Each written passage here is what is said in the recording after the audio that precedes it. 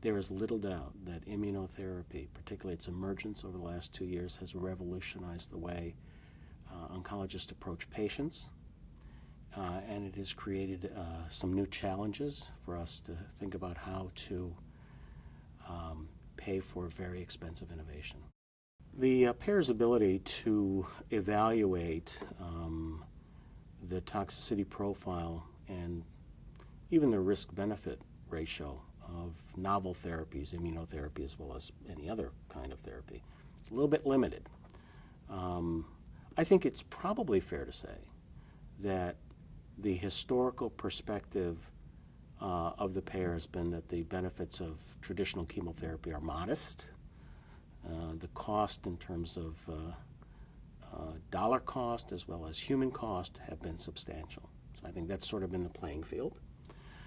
I think the view regarding immunotherapy has been really colored by the perception that, number one, it's an effective modality for some extremely difficult to treat malignancies, and number two, that there may be a subset of patients who really benefit from it, that is, have prolonged benefit from it.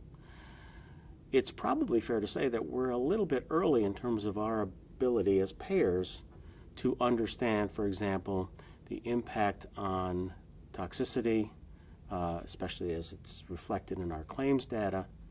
And of course, we don't yet have a longitudinal view, that is what's going to happen over the next 2, 3, 4, 5, even 10 years, because we just haven't had the agents long enough. So we are following uptake, and we're looking at utilization, and we're waiting to see how the universe of oncology adopts and goes forward with this really exciting treatment.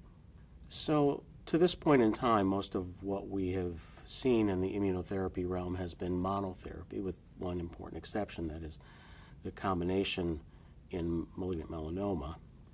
I know there's a tremendous amount of enthusiasm for the benefits of combination immunotherapy, both combination immunotherapies as well as immunotherapy combinations with other conventional chemotherapy agents in sequence or concurrently, and then a whole new class of drugs that we have even yet to see that will affect other points in the immunotherapy pathway.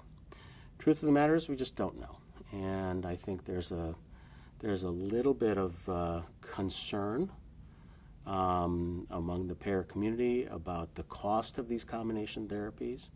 I know there's concern about the toxicities of combination therapies. At this point, most health plans would view that as an experimental approach for most patients, and they're standing back to wait and see what happens.